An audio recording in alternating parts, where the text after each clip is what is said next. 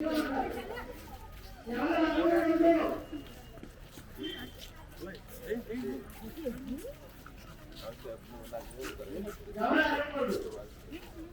be standing in your position.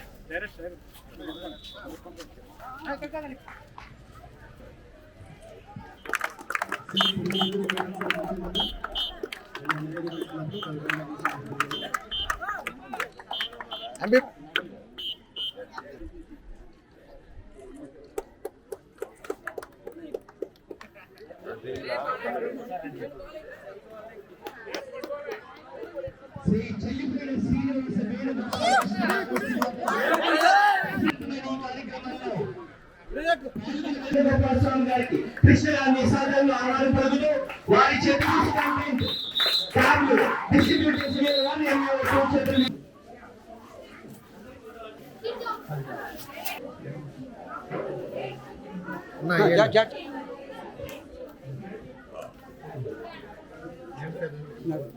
Names చదివండి sir.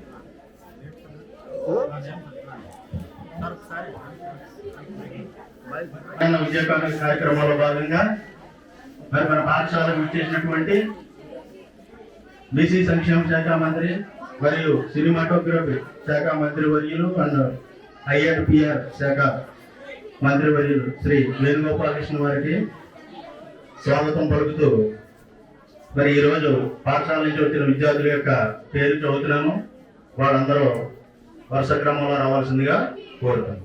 ZPHS Kajuluru K Parvathi Ramma వచ్చి ఇక్కడ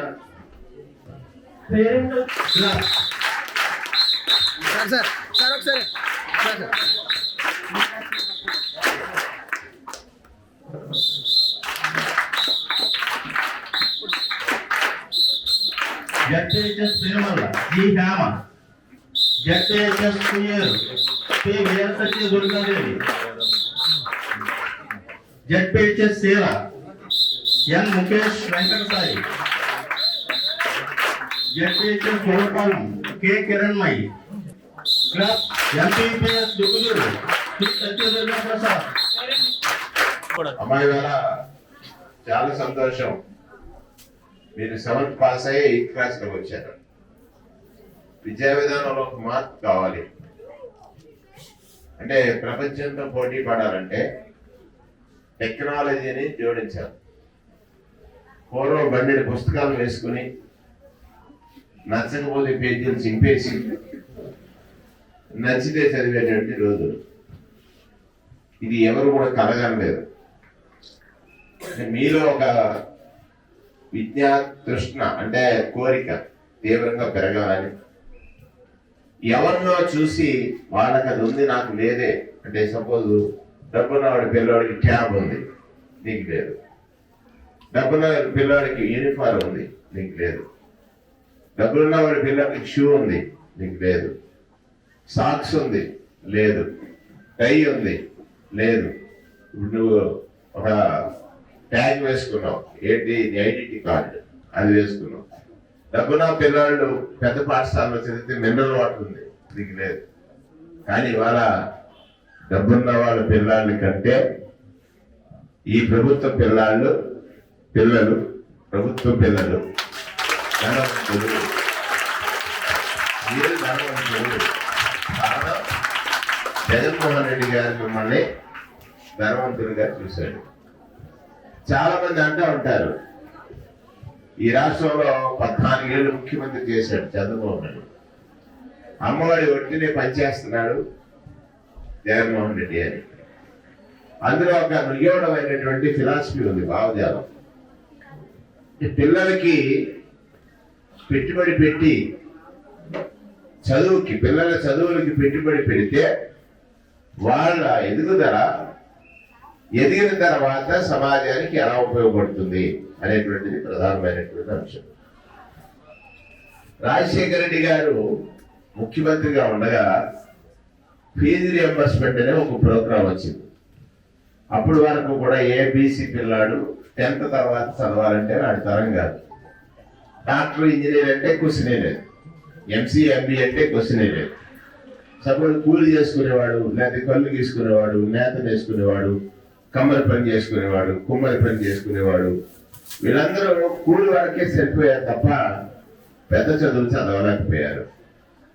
చదవలేకపోయినప్పుడు రాజశేఖర రెడ్డి గారికి ఒక ఆలోచన వచ్చింది. సాధారణంగా చూడండి, ఈ ఊర్లో డబ్బున్న వాళ్ళు పిల్లలు పుట్టిన తర్వాత వాళ్ళ చదువుల కోసం కాకినాడ వెళ్ళిపోతారు, లేకపోతే హైదరాబాద్ వెళ్ళిపోతారు కదా. కాకినాడ, హైదరాబాద్ లేకపోతే కొంచెం పెద్ద పెద్ద కాన్వెంట్స్ వేస్తారు. ఎందుకంటే వాళ్ళకి ఆస్తి ఉంది, పొలం మీద పని చేయమంటలేదే, ఆస్తి ఉంది. పొలాన్నే వాళ్ళకి ఆస్తిగా ఇవ్వాలనుకోవట్లేదే, విద్యగా ఇవ్వాలనుకుంటున్నాడు ఎవడు? ఆ డబ్బున్న తండ్రి, డబ్బున్న తల్లి. మీకు కూడా ఉంది, మీ అమ్మ బాబులకి ఆ కోరిక, మీ అమ్మ నాన్నలకి ఆ కోరిక ఉంది. కానీ మీ వాళ్ళ దగ్గర డబ్బు లేదు, అమ్మడానికి ఆస్తి లేదు, పంపడానికి నువ్వు అక్కడికి వెళ్ళాలంటే ఎక్కువ డబ్బు ఖర్చు అవుతుంది. అది గమనించాడు ఎవరు? రాజశేఖర రెడ్డి గారు గమనించాడు. కాబట్టి 10th తర్వాత ఎవరైనా ఇంటర్మీడియట్ చదివి డాక్టర్ చదవాలంటే సుమారు 6 లక్షలు 7 లక్షలు అవుతుంది. ఇంజనీరింగ్ చదవాలంటే 4 నుంచి 8 లక్షలు అవుతుంది. ఎంసీఏ ఎంబీఏ చదవాలంటే 3 నుంచి 4 లక్షలు అవుతుంది. ఈ పేద తల్లి పేద తండ్రి కోరికన్న నిన్ను చదివించలేకపోయాడు. సపోజ్ నువ్వు ఎంబీఏ చదివావు, ఎంసీఏ చదివావు, నీ జీతం ఎంత? వేలల్లో వస్తుంది, లక్షల్లో వస్తుంది. అదే 10th క్లాస్ తర్వాత ఆపేసావు, కూలి పనికి వెళ్ళాలి, లేకపోతే ఏదో టీ కొట్లోనో కాఫీ కొట్లోనో పని చేయాలి. అది మార్చాడు రాజశేఖర రెడ్డి. ఆయనప్పుడు అన్న మాట ఏంటో తెలుసా? పేదింట్లో పుట్టిన పిల్లవాడికి ఆస్తి లేదు, పెద్దింట్లో పుట్టిన పిల్లవాడికి ఆస్తి ఉంది. వాడు ఆస్తి అమ్మేయో, ఆస్తి తాకట్టు పెట్టో, సంపాదించేదో పెద్ద స్కూల్కి పంపిస్తున్నాడు. కాబట్టి ఈ పేదింట్లో పుట్టిన పిల్లలకు కూడా నేను తల్లిని తండ్రిని అవుతాను, వాడికి ఆస్తి నేను అవుతానని ఫీజు రియంబర్స్మెంట్ అనేటువంటి కార్యక్రమం పెట్టాడు. ఎవరిదే ఆస్తి? ఆ తర్వాత చదివారు, ఎంబీఏ చదివినా, ఎంసీఏ చదివినా, డాక్టర్ చదివినా ఇంకోటి. ఈ చంద్రబాబు నాయుడు గారు చాలా రోజు టీవీలో అబద్ధం చెప్తూ ఉంటాడు. ఎలాంటి మీ అమ్మ నాన్నలకు చెప్పండి. మన దేశంలో 92కి ముందు మన దేశ ఆర్థిక పరిస్థితి చాలా చిన్నాభిన్నంగా ఉండేది. పివి నరసింహారావు గారు మన తెలుగువాడే ప్రధానమంత్రి చేసినప్పుడు ఆర్థిక సంస్కరణలు తీసుకొచ్చాడు. అంటే విదేశాల నుంచి పెట్టుబడులు మన దేశంలోకి రావచ్చు, అంతే కదా. మన దగ్గర డబ్బు లేదు, డబ్బున్న వాడు వచ్చి పెట్టుబడి పెడితేనే ఫ్యాక్టరీ వస్తుంది. ఆ ఫ్యాక్టరీ రావాలంటే ప్రభుత్వం అనేక నిబంధనలు పెట్టేది. ఆ నిబంధనలు పెట్టినప్పుడు సరళీకృత విధానం వచ్చింది. 95 నుంచి దేశం కొంచెం 92 నుంచి దేశం అభివృద్ధి చెందుతుంది. 1997లో ఐటీ రంగం వచ్చింది, ఇన్ఫర్మేషన్ టెక్నాలజీ రంగం. ఆ టైంకి ఈ బీసీ పిల్లలు కానీ, ఎస్సీ పిల్లలు కానీ ఇంజనీరింగ్ చదవలేదు, కారణం డబ్బు లేక. అప్పుడు ఇంజనీరింగ్ ఎవరు చదివారు? అప్పుడు దాకా ఇంజనీరింగ్ చదివిన వాళ్ళు అందరూ డబ్బున్న వాళ్ళ పిల్లలు, అగ్రవర్ణాల పిల్లలు. వాళ్ళకి 10,000 జీతం వచ్చేవాడు 1,00,000 జీతానికి వెళ్ళాడు. పేదవాడు వెళ్ళగలిగాడా? వెళ్ళలేకపోయాడు. కానీ రాజశేఖర రెడ్డి గారు వచ్చిన తర్వాత, అంటే 97లో ఐటీ వస్తే 97 నుంచి 2004 వరకు, అంటే 94 నుంచి 2004 వరకు ముఖ్యమంత్రిగా ఉన్న చంద్రబాబు నాయుడు ఈ పేదవాడి చదువు కోసం ఆలోచించలేదు. వాడిని అమాయకుడిగా ఉంచాలి, వాడి తింగరులా ఉండాలి, వాడు మన ఆధారపడి ఉండాలనుకున్నాడు. 97లో రాజశేఖర రెడ్డి గారు ఫీజు రియంబర్స్మెంట్ పెట్టాడు. ఆయన ఎప్పుడు వచ్చాడు బయటికి? 2011లో వచ్చాడు. నేను జడ్పీ చైర్మన్ అప్పుడు. 2011లో వచ్చినవాడు ఆ రోజు ఐటీలోకి వెళ్ళగలిగాడు. అప్పటికి ఐటీ రిజిస్ట్రేషన్ కూడా వచ్చేసింది. అంటే ఎన్ని సంవత్సరాలు? 11 తరాల పిల్లల జీవితాల్ని ఎదగకుండా చూసిన వాడు చంద్రబాబు నాయుడు అని నేను చెప్తాను. రాజకీయ కోణం కాదు, నిజం. 11 తరాల పిల్లలు ఎదగలేదు. ఇవాళ 8 చదువుతున్నావు, ఇవాళ ట్యాబ్ వస్తే నీకు బోల్డ్ ఇన్ఫర్మేషన్ వస్తుంది. నువ్వు 5 ఏళ్ళ తర్వాత నీ ట్యాబ్ వస్తే ఉపయోగం ఏంటి? లేదు కదా. అయ్యో, నేను 8వ తరగతి చదివినప్పుడు ట్యాబ్ ఉంటే నేను చాలా ఇన్ఫర్మేషన్ వచ్చినా నువ్వు అనుకుంటావు. అట్లాగా ఆలోచించాడు ఎవరు? రాజశేఖర రెడ్డి గారు. 11లో ఐటీ రంగంలోకి వచ్చింది. సరే ఆ ఫీజు రియంబర్స్మెంట్ 14 నుంచి 19 దాకా పాలించాడు మళ్ళీ చంద్రబాబు నాయుడు. ఫీజు రియంబర్స్మెంట్ 35,000 చేశాడు. ఆయన ఫుల్ ఫీజు, ఇంజనీరింగ్ చదివితే ఫుల్ ఫీజు కట్టాడు, డాక్టర్ చదివితే ఫుల్ ఫీజు కట్టాడు, కట్టాడు. ఈయన కులపోళ్ళు కాలేజీలు ఉన్నాయి, కొన్ని కాలేజీలు, ఆ కులపోళ్ళు కాలేజీలు ఫీజులు ఇష్టానుసారం పెంచేసుకోమన్నాడు. ఇంజనీరింగ్ చదవాలంటే 6 లక్షలు, 7 లక్షలు, 8 లక్షలు. కానీ జగన్ గారు వచ్చిన తర్వాత దాన్ని 50% నియంత్రించాడు. అతను ఏం చేశాడు, మీకు కట్టాల్సిన ఫీజు 50% 35,000కి స్లాబ్ చేసేసాడు. దుర్మార్గుడు. మళ్ళీ ఇప్పుడు టీవీలు ఉన్నాయి, పేపర్లు ఉన్నాయి, ఇష్టం వచ్చినట్టు ప్రచారాలు జరుగుతున్నాయి. అక్కడ ఎక్కడో రోడ్డు బాగోలేదు అంటాడు. అది నీ బతుకు బాగోలేదు, నీకోసం ఆలోచిస్తున్నాడు జగన్ గారు. నీ జీవితాన్ని మార్చాలని ఆలోచన. రోడ్డు ఇవాళ కాదు రేపేయచ్చు.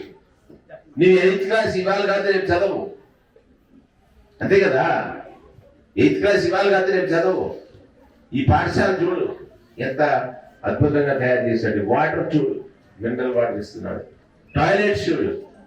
అంటే నీకోసం ఎంత ఆలోచించేటువంటి నీ తల్లి తండ్రి కంటే నాడు రాజశేఖర రెడ్డి, నేడు జగన్మోహన్ రెడ్డి ఆలోచిస్తున్నాడు అనేటువంటి విషయాన్ని మీ అమ్మ నాన్నల కంటే ఎక్కువగా అది చెప్పాల్సిన అవసరం. రోడ్డు ఏదైనా అంటాడు, ఇక్కడ రోడ్డు 37 కోట్లు చేయించారు. అవుతుంది ఇవాళ రేపు, అంతే కదా. మనం రోడ్డు మీద ఎవరికి కావాలి, డబ్బున్నవాడికి కావాలి. ఆయన ఇంకొకటి అంటూ ఉంటాడు, జగన్మోహన్ రెడ్డి దోపిడీ చేస్తున్నాడు అని. అరే పిచ్చోడా, దోపిడీ చేయాలంటే ఏం చేయాలి? పోలవరం కట్టావు, అందులో దోపిడీ. పట్టిసీమ కట్టావు, అందులో దోపిడీ. బస్సులేసి తీసుకెళ్ళావు, అందులో దోపిడీ. ఈయన ఎవరికి ఇస్తున్నాడు? నీకు క్యాబ్ ఇచ్చామని దోపిడీ చేస్తాడా? మీ అమ్మకి అమ్మఒడి ఇచ్చామని దోపిడీ చేస్తాడా? మీ అమ్మ ఏమైనా తిరిగి ఇస్తుంది ఆయనకి? మీ అమ్మకి ఆసరా ఇస్తున్నాడు, చేదోడు ఇస్తున్నాడు, చేయూతి ఇస్తున్నాడు, మీ తాత పెన్షన్ 3,000 ఇస్తున్నాడు. ఇందులో దోపిడీ అవుతుందా? నిజమైన దోపిడీదారుడు ఒక దొంగ, నిజాన్ని దొంగ అంటున్నాడు. దయచేసి మీరు వయసు వచ్చింది, మీకు కూడా మీ ఇంట్లో చెప్పండి. పొరపాటున ఒక దొంగోడి మాటిని, లేదా పొరపాటున ఒక అబద్ధం విని పొరపాటు మీ తల్లిదండ్రులు చేస్తే మీ తరమే కాదు, వచ్చే తరాలన్నీ కూడా నాశనం అయిపోతాయి. అందుకే ఇవాళ బైజూస్ కంటెంట్, ఐబీ కదా, ఇంగ్లీష్ మీడియం పెడతానంటే పేదవాడికి ఇంగ్లీష్ నేర్పడానికి వీల్లేదని అసెంబ్లీలో ఎంతో అల్లరి చేశాడు. అంటే నీకు ఇంగ్లీష్ నేర్చుకోవాలని తపన లేదా? ఉంది కదా. ఏ వాడు మనవడైతే ఇంగ్లీష్లో చదవాలా? వాళ్ళ మనవడు ఇంగ్లీష్ మాట్లాడితే ఆనందంగా ఉంటుందట, పేద పిల్లలకు ఇంగ్లీష్ మాట్లాడితే బాగోదట. అది ఓ దుర్మార్గుడు. పేదవాడు అంటే ప్రభుత్వం అంటే పేదవాడికి తల్లి తానే అవ్వాలి, తండ్రి తానే అవ్వాలి, కుటుంబ యజమాని తానే అవ్వాలి, వాడి అవసరాలు తీర్చేటువంటి ప్రతి పెద్ద తానే అవ్వాలి. అది నిజమైన పాలన. ఆ పాలన నాడు రాజశేఖర రెడ్డి, నేను జగన్మోహన్ రెడ్డి అందించాడనేటువంటి మాట సందర్భంగా నేను మనవి చేస్తూ ఉన్నాను. 2009లో నేను జిల్లా పరిషత్ చైర్మన్గా, 2006లో ఆడపిల్లకి ఎందుకు కూర్చుంటే చూసి చెల్లించిపోయాను. నేను ఫర్నిచర్ చేయించాను.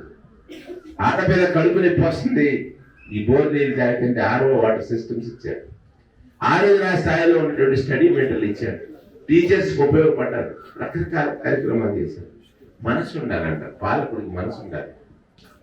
మైండ్ కాదు. మైండ్ అంటే నీకు ఇది ఇస్తే నాకు ఏది వస్తుందో అని ఆలోచిస్తాడు. మనసు ఉన్నవాడు నీకు ఇది ఇస్తే నాకు ఏది వస్తుందని ఆలోచించాడు. నువ్వు బాగుపడ్డవా లేదా అదే ఆలోచించాడు. అటువంటి ఒక గొప్ప కార్యక్రమం ఇవాళ ట్యాబ్లు పంపిణీ. ఒక్కొక్కటి 30,000 రూపాయలు ఖరీదు చేసినటువంటి ట్యాబ్. దానిలో 40,000 రూపాయలకు సంబంధించినటువంటి బైజూస్ కంటెంట్స్, అంటే ఆ కంటెంట్ డౌన్లోడ్ చేయాలంటే 40,000 అవుతుంది. ఈ రెండు మీకు వస్తున్నాయి. ఇక్కడ ఏమంటున్నాడంటే, మాస్టర్లు చాలా మంది బాబాళ్ళు అందరూ ఆ చిప్ తీసేసి ఇంకో చిప్ వేసేసి బ్లూ ఫిల్మ్ చూస్తున్నారు, రకరకాలు చూస్తున్నారు. అమ్మా, కత్తి ఉంది, పొలం చేయొచ్చు, పీకలు నాకొచ్చు.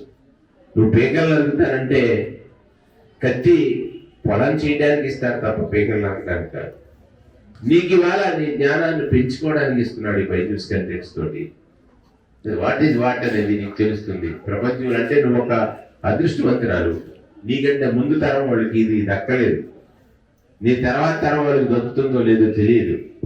నీకు దక్కింది నువ్వు ఎదుగుదలకు ఉపయోగించమని మిమ్మల్ని అందరినీ కోరుతూ, ఇవాళ జగన్మోహన్ రెడ్డి గారు మీకోసమే ముఖ్యమంత్రి అయ్యాడు, ఈ బాలబాలికల కోసమే ముఖ్యమంత్రి అయ్యాడు, ఈ చదువు కోసమే ముఖ్యమంత్రి అయ్యాడు. చూడండి, ఆడుదాం ఆంధ్ర.